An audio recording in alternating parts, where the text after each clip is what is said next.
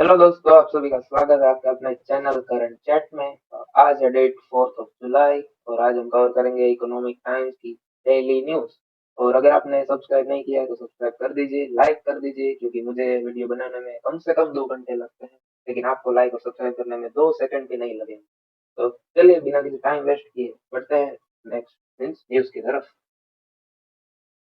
Marching on Sensex scales 65,000 and Nifty crosses 19,300। तो आप देख सकते हैं, अगर आपने कल स्टॉक मार्केट को देखा होगा तो हमारा Indian stock market 65,000 means Sensex 65,000 से बढ़ गया है और निफ्टी क्रॉसेस 19,300। सॉरी। तो इसमें क्या होगा, इससे और भी एफपीआई जो फॉरेन पोर्टफोलियो इन्वेस्टर होगा वो और भी इंटरेस्टेड होंगे और इंडिया में इन्वेस्ट करेंगे, जिससे हमारा इंडाइसिस और बढ़ेगा। और यहाँ पे डेटा दिए वर्ल्ड इंडाइसिस वर्सेस इंडियन। तो इसमें बहुत सारा देख सकते हैं, यहाँ पे पूरे इंडाइसिस दिए और ये है इंडिया का। आई थिंक कहाँ पे है, ये रहा इंडिया का। देख सकते हैं यहाँ पे ये दोनों इंडिया के। और अगर आपको पता नहीं है तो मैं आपको समझा दूं कि 50 और सेंसेक्स दोनों एक टॉप इंडाइसिस है, जिसमें हमारे भारत की टॉप सेंसेक्स में टॉप 30 कंपनी रहती है और निफ्टी में टॉप 50 कंपनी लिस्ट है। Next news, ultimately range dilute some of consumer sales. तो अभी हमने बहुत सारी न्यूज कवर करी थी पास्ट में कि रेन की वजह से क्या नुकसान होता है, खरीफ राबी क्रॉप्स दोनों हमने डिस्कस किए थे। तो इसमें ultimately rain dilute summer consumer, rain की आने की वजह से कंज्यूमर सेल्स कम हो गई। और इसमें स्पेशली कहा है व्हाइट गुड्स। तो व्हाइट गुड्स क्या होते हैं, इलेक्ट्रिकल गुड्स, इजी है, एसी, रेफ्रिजरेटर, टीवी, वो सब। तो अब क्या होगा कि अगर रेन गिरेगी तो हमारा टेम्परेचर क्या होगा, कूल हो जाएगा, मीन्स कम हो जाएगा। तो इससे जो एसी की डिमांड है वो कम हो जाएगी। और जो एसी बिकने थे वो तो गर्मी के स्टार्ट होने के पहले ही बिक जाते हैं, क्योंकि अगर हमें पता चलता है कि अब गर्मी गर्मी बहुत ही सहन लायक नहीं है, तो हम पहले से ही एसी लेके रख देते हैं। तो अब शायद एसी कोई नहीं लेता, तो इससे मीन्स खराब हो गया तो ऑब्वियसली लेना ही पड़ेगा, लेकिन अब कोई नया एसी तो नहीं लेगा, इससे एसी की डिमांड क्या हो गई, कम हो गई।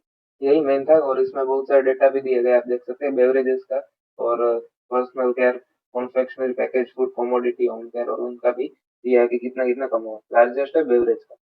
और टोटल देखे तो अप्रोक्स 5% ऑफ डिमांड कम हो चुकी है। बढ़ते हैं नेक्स्ट न्यूज की तरफ। एफएमसीजी यानी कि फास्ट मूविंग कंज्यूमर गुड्स। ये पॉलिटिक्स नहीं करेंगे हम कवर। ओके, ये बहुत ही बढ़िया है। Battery swapping policy stalls as company oppose standardisation. तो क्या है ये बैटरी स्वैपिंग पॉलिसी? इसमें अगर आपको एक दो ऑप्शन दिए गए कि आप क्या चार्ज करेंगे आपकी ईवी, मीन्स जो यहाँ पे जैसे कि आपका एक स्कूटर है तो उसमें चार्ज करने में बहुत ज्यादा क्या होगा, टाइम जाएगा। टाइम तो जाएगा क्योंकि 1-2 घंटे तो मैक्स मिनिमम लगते हैं पूरी चार्ज करने में। तो इसमें क्या होता है कि बैटरी स्वैपिंग पॉलिसी, तो इसमें क्या होगा, आपको एक स्टेशन होगा, उसमें नई बैटरी बैटरी होगी और आपको उस बैटरी को सिर्फ अपनी बैटरी से रिप्लेस करना है। तो आपको इसमें टाइम ज्यादा जाएगा ही नहीं। और कुछ उनकी जो पॉलिसी होगी उस तरह से आपको आगे बढ़ना है कि आपको जमा रुपीज जमा करना है, कुछ मीन्स चार्ज ऑनलाइन कट जाएंगे, वो अभी सब आने वाला है। तो इसमें यही था कि बैटरी समेत पॉलिसी का मीन्स अभी गवर्नमेंट उनको सपोर्ट कर रही है। यहाँ पे बहुत सारे दिए गए हैं कि बजट 2022 में ये आया था, 2023 में। और इनकी साइज भी दी है बैटरी की, टू मीन्स साइज नहीं, वो जो उनकी जो पावर है वो 2 वोट से 3 वोट तक होनी चाहिए, ऐसा दिया। और चार्जिंग स्टेशन भी नो डाउट रहेंगे, लेकिन अगर आपको बेटर अगर आपके पास टाइम नहीं है, बेटर सर्विस चाहिए, तो आप बैटरी स्वैपिंग का भी यूज कर सकते हैं। और इसमें यहाँ पे लिखा है कि पीएमओ मीन्स पीएम ऑफिस से भी अब आने वाला है कि इस पे क्या होगा, वो हम आगे न्यूज में कवर कर लेंगे। Okay. Gold dealers dispute over imports from Africa. तो ये डिस्प्यूट का मतलब है कि ट्रस्ट नहीं है, मीन्स इसमें जो वरी, जो एक सिचुएशन है जिसमें गोल्ड डीलर्स अब मीन्स टेंशन है। तो इसमें कौन सी टेंशन वाली बात है, इंपोर्ट्स फ्रॉम अफ्रीका। तो इसमें क्या है कि about 40% of the imported gold is semi pure, means इसमें जो प्योरिटी है, जैसे कि आपको पता है कि 24 कैरेट है, 20 22 20 कैरेट ऐसा सब क्वालिटी रहती है। तो इसमें ये लिखा है कि 24 कैरेट का अगर हम मंगाते हैं तो वो हमें देते हैं 22 कैरेट, ऐसा 40% ऑफ द इम्पोर्टेड गोल्ड में। और ये किस देश की बात कर रहे हैं, अफ्रीकन, अफ्रीका में से ये रहा, तांजानिया और गिनी।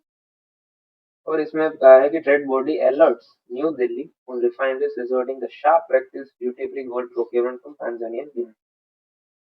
बस इसकी न्यूज में यही था, और यहाँ पे बहुत सारा डेटा दिया है, वो आपको जानने की जरूरत नहीं है, मैंने भी नहीं किया है अभी।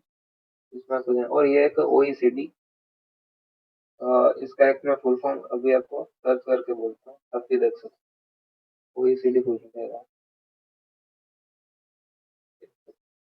Organisation for economic cooperation and develop. ये है ग्रुप 35 कंट्रीज का, और ये शुरू हुआ था 1961 में। और यहाँ पे आप बेसिक डिटेल्स देख सकते हैं यहाँ पे। ओके, बढ़ते हैं नेक्स्ट न्यूज की तरफ। InCred Financial plans to raise $150 million to expand its loan। बस ये है कि वही था कि InCred एक कंपनी है जो रेज कर रही है $150 million, और इनकी वैल्यूएशन बताई जा रही है कि $1.5 billion हो जाएगी पोस्ट फंडिंग, मीन्स फंडिंग लेने के बाद। और इसमें कौन कौन से एग्जिस्टिंग शेयर होल्डर्स हैं जिन्होंने वापस इसमें इन्वेस्ट करने का रखा है, कि KKR, DIA इन्वेस्टर को, ये सब इन्वेस्टर है जो कि पहले भी उनका शेयर था और अब भी $150 million में वो वापस इन्वेस्ट करने वाला है। तो ये कौन सी कंपनी है? तो ये पर्सनल लोन देती है, एजुकेशन लोन देती है, और एसएमई बिजनेस यानी कि स्मॉल मीडियम एंटरप्राइज बिजनेस को भी लोन देती है। और यहाँ पे AUM ग्रोथ, AUM का मतलब है एसेट अंडर मैनेजमेंट, मतलब इनके पास कितना एसेट है, मीन्स कितना एसेट ये मैनेज करती है, एसेट अंडर मैनेजमेंट का ग्रोथ आप देख सकते हैं। FY19 में तो 1800 करोड़ था, और FY23 में 6100 करोड़ हो गया है। बस यही था इसमें। और यहाँ पे एक दूसरी news, spice jet रिपेज 100 crore city union bank loan. तो इसमें स्पाइस जेट ने कुछ लोन ले रखा होगा, और बहुत सालों से, मीन्स सालों का नहीं कह सकते, लेकिन महीनों से इन्होंने लोन नहीं दिया था। तो अब ये 100 करोड़ का लोन वापस दे रहे हैं, और ये एक अच्छी बात है, क्योंकि आपको मैंने समझाया था डुओपोली क्रिएट हो रही है एयर इंडिया और इंडिगो के बीच। यही दो कंपनी मार्केट लीडर बन रही है, और अगर ये स्पाइस जेट भी होगी तो ये प्राइस डिस्क्रिमिनेशन नहीं कर सकते उस। तो देखते हैं कि मीन्स गवर्नमेंट का सपोर्ट भी रहेगा, क्योंकि दो कंपनी जैसे ही पूरे मार्केट को नहीं बिगाड़ सकते। Okay, L&T finance real estate loan to Phoenix ARC for over 1000 crore. तो पहले मैं आपको ये ARC का मतलब पूरा समझा देता हूँ। ARC यानी कि एसेट रिकंस्ट्रक्शन कंपनी। मतलब ये क्या करती है, पहले मैं आपको एग्जांपल लेके पूरा समझा देता हूँ, बाद में ये आपको इजीली समझ में आ जाएगा। ARC क्या होती है? ये है ए लिमिटेड, और ये है उनके लैंडर्स, यानी कि इनसे इन्होंने लोन, मीन्स ये बैंक है, बैंक या फिर NBFC, कुछ भी आप बोल सकते हैं, NBFC, और इन्होंने लोन दे रखी है। हाँ, लोन दे रखी है, जैसे कि मान लेते हैं 100 रुपीज की लोन दे रखी है, और लेंडर से क्या हुआ, इन्हें वापिस मिला सिर्फ 90। तो 10 और बचे हैं जो कि ये लेंडर्स दे ही नहीं रहे, मीन्स कुछ इनकी कंडीशन होगी, या फिर बैंक हो गए हैं, वो 10 रुपीज अब इनको नहीं मिल रहे हैं, या फिर बहुत सालों, मीन्स मिल नहीं रहे, या फिर बहुत टाइम के बाद मिलेंगे। तो ARC क्या करती है? ARC बोलती है आपको 10 रुपीज हम नहीं देंगे, लेकिन हम आपको 3 रुपीज अभी दे रहे हैं, और 7 रुपीज में से जो भी कवर होगा वो सब हमारा, या फिर 7 के ऊपर भी जो भी कवर होगा वो भी हमारा। यानी कि ARC ने ए बैंक को 3 रुपीज दे दिए, और ये पूरा लोन उनका हो गया। अब लेंडर से जो भी पैसा आएगा वो सिर्फ ARC के पास जाएगा, ARC यानी कि एसेट रिकंस्ट्रक्शन कंपनी, उनके पास ही जाएगा। तो उनसे अगर ये 7 रुपीज हो गया, तो 3 रुपीज गया, और 4 रुपीज ARC का प्रॉफिट। ये बहुत ही अच्छा बिजनेस हम कह सकते हैं, एसेट रिकंस्ट्रक्शन कंपनी। तो यहाँ पे बात की गई है L&T finance sells real estate loan, जो कि उनकी रियल एस्टेट लोन्स की वो एक ARC जिसका नाम है फियोनिक्स ARC, उनको बेचती है, जिसका एक बिड अमाउंट है 1000, मीन्स जो लोन यहाँ पे हमने 100 मानी थी वो यहाँ पे है 1000 करोड़। और यहाँ पे डेटा आप देख सकते हैं, सब डेटा दिया गया है, उसमें बहुत सारे रेशियोज भी होते हैं, वो सब हमें डीप में नहीं, बेसिक आपको ये कॉन्सेप्ट जानना पड़ता है। और इसमें नीचे भी आप देख सकते हैं दूसरी न्यूज भी है, Piramal cap sells bad loan to Omkara ARC। Piramal capital, ये पीरामल बहुत बड़ी कंपनी है, पीरामल फार्मा बहुत बड़ी कंपनी है, और इनकी ये सब्सिडरीज होती है। तो इन्होंने भी एक अपना पूरा bunch of bed loan Omkara ARC को बेच दिया है। तो ARC भी बहुत मार्केट में अभी धीरे धीरे बढ़ रही है, पहले इतनी नहीं, लेकिन अब धीरे धीरे बढ़ रही है, क्योंकि बैंक्रप्सी के चांसेस बहुत ही बढ़ गए हैं इस समय, क्योंकि क्रेडिट अब इजीली अवेलेबल हो रहा है इसीलिए। ओके, और ये नेक्स्ट न्यूज़ है, GIFT City to deepen India integration with global finance. तो गिफ्ट सिटी क्या है, यहाँ पे आप फुल फॉर्म देख सकते हैं। यहाँ पे है, एक ही सेकंड, ये रहा, Gujarat international finance tech city, gift city. तो ये गुजरात में गांधीनगर में, कैपिटल है गांधीनगर, वहां पे है ये गिफ्ट सिटी पूरी। और ये माना जा रहा है कि ये आने वाले वर्ल्ड का फाइनेंशियल हब होगा, जिसमें बहुत सारे, और अभी रिसेंटली 2-3 महीने पहले भी एक न्यूज आई थी कि ऑस्ट्रेलियन, न्यूजीलैंड, वो सब यूनिवर्सिटीज, इंटरनेशनल यूनिवर्सिटीज इसमें गिफ्ट सिटी में अपना वो खोल रही है यूनिवर्सिटी। तो ये भी बहुत बढ़िया न्यूज़ है। और यहाँ पे न्यूज़ क्या है कि Citi to deepen India's integration with global finance. मैंने अभी आपको कहा कि फाइनेंस हब होगा, तो इसमें बहुत ही ग्लोबल बैंक्स, यानी कि जैसे कि Citibank, JP Morgan, Goldman सैक्स, वैसी बैंक्स की, इन्वेस्टमेंट बैंक्स और वो कॉमर्शियल बैंक, दोनों ही इसमें आ सकती है। तो बहुत सी डायरेक्ट इंडायरेक्ट जॉब दोनों ही होगी, क्योंकि गिफ्ट सिटी जैसे इंफ्रास्ट्रक्चर डेवलप होगा, उसमें कंस्ट्रक्शन वर्कर्स, अनस्किल्ड वर्कर्स की भी नीड होगी। और बाद में जब सिटी बैंक वो सब आ जाएगी, तो उसमें स्किल्ड वर्कर्स को भी जॉब मिलेगी। बहुत सारा इसमें जीडीपी कंट्रीब्यूशन होगा डायरेक्ट, तो ये एक बहुत ही अच्छी बात है। ओके, ये और ये अभी आईपीओ आया है। Take a call on cent sign after list, यहाँ पे दी गई है डेट 4 to 6 जुलाई। आईपीओ का साइज है 405 करोड़। और इसमें फ्रेश इश्यू और ऑफर फॉर सेल, यानी कि कंपनी पूरे ये अपना जो शेयर है वो डाइल्यूट कर रही है 270 करोड़, और प्राइस बैंड रखा है 3012 317, यानी कि अप्रोक्स आप 300 मान सकते हैं। तो इंटू एक्स करेंगे तो 15,000 आएगा। और यहाँ पे एक लॉट होगा आपका अप्रोक्स 50 से 55 शेयर का एक लॉट हो सकता है, आप देख सकते हैं, क्योंकि ये अमाउंट 15,000 ही बन रही है, पर बाय 15,000 नहीं होती है, अब चेक कर सकते हैं। India crude imports from Russia dip in June. ये एक मैं आपको पहले ही बता दूं, ये डिप क्यों हुआ है, इसका रीजन यहाँ पे नहीं दिया है पूरे आर्टिकल में। मैंने ये पूरा आर्टिकल एक बार पढ़ा, लेकिन इसमें ये रीजन नहीं दिया गया है कि डिप क्यों हुआ। तो मेरे हिसाब से क्यों हुआ है डिप, क्योंकि अब क्या हो रहा है कि रशिया के पास रूपी है, हमारा इंडियन रूपी, वो एक्सेस अमाउंट में हो गया है। और अगर जैसे ही रूपी की वैल्यू, क्योंकि ये तो बहुत ही स्टेबल तो नहीं है यूएस डॉलर जैसे, तो जैसे कि रूपी की वैल्यू कम होगी, तो उनके पास जो एसेट्स है रूपी के, वो भी कम हो जाएंगे रशिया के पास। इसीलिए शायद मेरे हिसाब से डीप हुआ, और वैसे ज्यादा भी डीप नहीं हुआ है उनका। Russia share oil falls to 39.5%, पहले था 43%, अब हो गया 39.5%। और इन सब का America, means USA, Saudi Arabia और इराक का, इन तीनों का शेयर बढ़ गया है। तो भी ये इन तीनों से ज्यादा है शेयर, तो हम कह सकते हैं बहुत ही कम। और में सबसे हाईएस्ट था इनका, रशिया से क्रूड ऑयल हमारा लेना। और यहाँ पे आप बहुत सारे डेटा देख सकते हैं, उसकी कोई जरूरत नहीं है। इंडिया इंपोर्टेड 1.8 मिलियन बैरल, और चाइना का 1.6 million barrel million barrel per day, और यूरोप का भी दिया गया है। ये सब आपको जानने की जरूरत नहीं। Okay, highway building gather space in Q1। तो एक बार क्वार्टर को अगर आपको नहीं पता तो मैं बता दूं कि हमारे 12 मंथ्स होते हैं। 12 मंथ्स में क्या होता है, 4 क्वार्टर होता है, 3 3 3 3 क्वार्टर, मतलब फोर्थ, मीन्स इंटू 1/4 अगर हम करेंगे तो क्या होगा, 3 आ जाएगा। तो 3 3 3 और 3 मंथ्स का एक क्वार्टर होगा। तो Q1, यानी कि जनवरी, फरवरी और मार्च, ये 3 मंथ्स Q1 में आते हैं। और वैसे आप इसका भी कर सकते हैं। तो highway building gather space in Q1, यानी कि Q1 जैसे कि जनवरी, फरवरी, मार्च में बहुत ही ज्यादा तेजी से बढ़ा, और 2-3 हमने रिकॉर्ड, वर्ल्ड रिकॉर्ड भी बना दिए, अगर आप न्यूज रेगुलर फॉलो करते हैं। तो Q1 में बहुत सारे हमने रिकॉर्ड भी क्रिएट करा है। Construction of 9.4% year on year, जैसे कि 2022 के Q1 में 1 से 9.4% इंक्रीज है Q1 ऑफ 2023 में। और कितना हुआ है, 2150 करोड़। तो यहाँ पे एक चीज दिया है कि new contract decline to 5 year low. ये एक कह सकते हैं कि आयरनी है, क्योंकि एक हम कह रहे हैं कि 2023 Q1 में बहुत ही बढ़ गया है, और new contract decline to 5 year low, means 5 year में ये लोएस्ट है new new contract. Okay, demand for NREGS work up on subdued farm active. Means NREGS क्या है, ये एक स्कीम थी, एमजी नरेगा।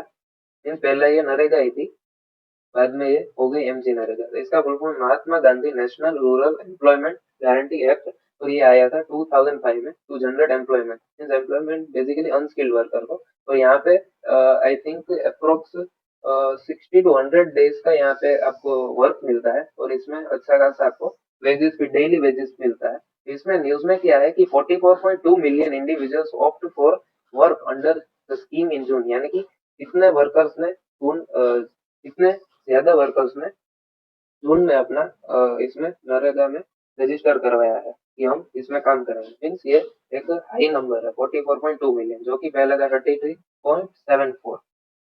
और यहाँ पे तमिलनाडु ने सबसे ज्यादा, जो कि अप्रोक्स 6 मिलियन वर्कर्स सब में रखा है। और स्पेशली किसमें, फार्म एक्टिविटी, जैसे अभी मैंने कहा कि अब खरीफ सीजन आ रहा है, तो इसमें नरेगा में बहुत ही फायदा होगा सबको, और एम्प्लॉयमेंट भी जनरेट होगा। India double share in global commercial service export, और ये किसने कहा है वो बहुत इंपॉर्टेंट है, क्योंकि जैसा भी हेरा गेरा कहते हैं India is number one country, तो ऐसा तो नहीं चलता। एक तो प्रॉपर बॉडी होनी चाहिए। किसने कहा है? वर्ल्ड बैंक और डब्ल्यूटीओ। हाँ, अब हम विश्वास कर सकते हैं कि ये डेटा प्रॉपर होगा। वर्ल्ड बैंक और डब्ल्यूटीओ दोनों ने ये कहा है। तो इसमें एक डेटा है यहाँ पे 2% से जंप होकर हो गया है 4.4%, सॉरी थोड़ी बहुत ज्यादा हो गया है। 2% से 4.4% में अब हमारा सर्विसेज में एक्सपोर्ट हो गया। पर बट लेकिन ये 2005 में हमारा 2% था, और अब हो गया है 2023, अब भी हमारा सिर्फ एक्सपोर्ट 4.4% ही है। तो ये बहुत ही कम है, हम कह सकते हैं। और हमने अप्रोक्स 18 ईयर्स में ये डबल किया है। तो सॉरी 18 ईयर्स, परसेंट नहीं, 18 ईयर्स में हमने डबल किया है। और मेन चाइना का क्यों बढ़ रहा है आपको मैं बता दूं। उसमें मैन्युफैक्चर तो है ही, नो डाउट मैन्युफैक्चरिंग एक ऑब्वियस रीजन है, लेकिन वो आप नहीं मानेंगे, लेकिन 600 बिलियन से 700 बिलियन डॉलर सिर्फ R&D में खर्चते हैं। R&D यानी कि रिसर्च एंड डेवलपमेंट में। तो ये बहुत ही हाई वेटेज है अपने जीडीपी का, क्योंकि एक कंट्री R&D पर इन्वेस्ट करती है। तो इंडिया को भी R&D पर बहुत ही, मीन्स रिसर्च एंड डेवलपमेंट पर बहुत ही ज्यादा इन्वेस्ट करना चाहिए, ना कि नॉन डेवलपमेंट एक्सपेंडिचर पर। बढ़ते हैं नेक्स्ट न्यूज की तरफ। HC asked Oppo to deposit 23% of $230 million in royalty cash by Nokia। Mean इसमें कुछ ऐसा हुआ होगा, हाई कोर्ट ने ओप्पो को कहा है कि $230 million का 23% आपको नोकिया को देना है रॉयल्टी केस में। नोकिया ने कुछ केस किया होगा, क्योंकि ओप्पो ने कुछ पेटेंट्स लिए थे। पेटेंट्स तो इनके पास है, नोकिया के पास, और उनको अगर यूज करना है तो ओप्पो नोकिया को फीस देनी होगी। फीस तो देनी होगी, पेटेंट्स का ये रूल है। अगर आपको किसी का भी पेटेंट्स कॉपीराइट कुछ यूज करना है तो उनको पहले पूछो, और बाद में अगर वो हाँ बोले तो भी उनको फीस तो देनी ही पड़ेगी। तो इसमें ऐसा ही हुआ होगा कि अभी उनकी फीस शायद बाकी होगी। यहाँ पे लिखा है case relates to allege infringement of Nokia 3 patent. तो 3 पेटेंट्स में इनकी फीस शायद बाकी होगी, और यहाँ पे हाई कोर्ट ने, दिल्ली के हाई कोर्ट ने 23% ऑफ $230 million कहा है कि आप अभी दे दो। ऐसा कुछ हो गया। और steep rise in price of cooking essentials burns a hole in pocket. Means यहाँ पे प्राइस के बढ़ने से हमारे पॉकेट में होल हो गया। मीन्स हमारे पॉकेट, वैसे हम नहीं कहते हम आपकी पॉकेट खाली क्यों, मीन्स आपके पास पैसा क्यों नहीं, वैसे हम बोलते हैं ना, वही। यहाँ पे सबका प्राइस दिया है 320 पर केजी जिंजर, टोमेटोज भी 130 पर केजी। वो सब मैंने आपको समझाया था, कंज्यूमर प्राइस इंडेक्स और होलसेल प्राइस इंडेक्स दोनों। तो ये कंज्यूमर प्राइस इंडेक्स का पार्ट है। और वेजिटेबल्स में टोमेटो और ऑनियन दोनों ही बहुत ही बड़े मार्केट, मीन्स मार्केट शेयर नहीं बोलेंगे हम, शेयर बोलेंगे सिर्फ, इसमें कंज्यूमर प्राइस इंडेक्स का है। और जैसे ही इनका प्राइस बढ़ेगा तो पूरा कंज्यूमर प्राइस इंडेक्स में इन्फ्लेशन होगा, वो बढ़ जाएगा। तो इसमें ये भी है। बाकी सब ऐसे आप डेटा, मीन्स यहाँ पे ऐसा कुछ खास नहीं है। और यहाँ पे की फैक्टर, यस ये बहुत इंपॉर्टेंट है, मैं भूल गया, sorry. Unseasonal rains, Manipur unrest, heat wave in north India, supply bottleneck, bottleneck यानी कि कुछ अड़चन आप बोल सकते हो। और lower yield of select spice in some place, lower yield यानी कि कम प्रोडक्शन। RIL launches Jio Bharat phone @999। तो ये फिर से रिलायंस ने एक लॉन्च कर दिया है, भारत जियो भारत फोन सिर्फ 1000 में। तो यहाँ पे बहुत सारे वो आपको दिखेंगे कि स्पेशलाइजेशन क्या है वो सब। अ, अगर आपको रेट करके बताऊं तो क्या है इसमें, वैसे खास कुछ मुझे दिख नहीं रहा। इसमें एक आप देख सकते हैं कि इसमें आप EMI पर भी ले सकते हैं, 130 123 पर मंथ। अगर आपको EMI चाहिए और 1234 फॉर अ ईयर, तो इसमें 14 GB डेटा आपको मिलेगा। इसका सब स्पेसिफिकेशन है। तो वैसे आप यूट्यूब में बहुत सारे वीडियोस भी देख सकते हैं, उसमें भी आ जाएगा अभी। और शायद ये आखिरी न्यूज थी आई थिंक, अभी देखते हैं। नहीं, ये क्या क्वेश्चन अभी दो तीन है। Questions the world as big IT battles deal ramp down.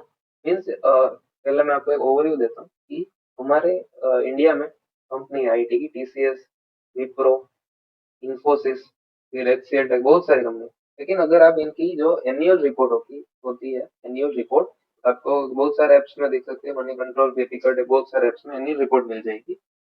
और इसमें आप देखेंगे कि मेजर इनकी रेवेन्यू और इनकम कहाँ से आती है। तो ये इंडिया से नहीं आती, कहाँ से आती है? रेस्ट ऑफ द वर्ल्ड, यानी कि यूएस है, मेजरली यूएस और यूके, ये दोनों देश से मेजरली इनकी इनकम आती है। तो अगर बाहर ही उनकी जो डील है वो कम हो जाएगी, तो ओवरऑल रेवेन्यू पे इनका इम्पैक्ट होगा। तो यही दिया है ये पूरी डील में, पूरी न्यूज में, सॉरी, पूरी न्यूज में। यहाँ पे आपको देख सकते हैं data Q. Infosys reported revenue impact, मैंने अभी कहा आपको रेवेन्यू में इम्पैक्ट होगा ही। इन Q4 of FY 2023 from a deal cancel है, एक डील कैंसिल होने के कारण पूरे रेवेन्यू में इनका इम्पैक्ट हो गया। और इससे एक बार इन्फोसिस का 11% शेयर प्राइस डाउन हुआ था। और TCS lost $2 billion deal with Transamerica. देखा आपने, अमेरिका में $2 बिलियन की डील उसमें कैंसिल हो गई थी। और startup 20 group for $1 trillion investment in global ecosystem. तो स्टार्टअप 20 एक बहुत ही बड़ा ग्रुप है, यहाँ पे देख सकते हैं, एंगेजमेंट ग्रुप है। Identified 5 parameters to identify startup. इसमें उन्होंने 5 एक क्या रखा है, क्राइटेरियन रखा है कि ये 5 पॉइंट्स में अगर कंपनी है तो वो इन्वेस्ट करेंगे। तो इसमें दिया गया है legal entity, age, size, scalability, innovation कितने, वो सब इसमें दिया है। तो इस तरह के देख के वो इसमें इन्वेस्ट करेंगे। स्टार्टअप 20 मैं आपको बता दूं कि क्या है, कि जो हमारा ये G20 है, उसी में से इसमें एक फंड बनाएंगे जिसका नाम दिया गया है स्टार्टअप 20। तो इसमें पूरे ग्लोबल इकोसिस्टम, कोई भी देश हो, उसमें ये अगर ये 5 पैरामीटर्स पे ये कंपनी है इन स्टार्टअप, ओके, पॉजिटिव रिपोर्ट है, तो इसमें इन्वेस्ट किया जाएगा। ओके, नेक्स्ट आई थिंक ये शायद आखिरी, यस। तो थैंक यू दोस्तों, अगर आपको अच्छा लगा है तो प्लीज लाइक कर देना, क्योंकि मैंने पहले ही कहा है कि मुझे वीडियो को बनाने में 2 आवर्स लगते हैं, लेकिन आपको सिर्फ लाइक और सब्सक्राइब करने में 2 सेकंड्स ही लगेंगे, और मुझे भी थोड़ा मोटिवेशन मिले। तो बस आज यही था इस न्यूज में। Thank you.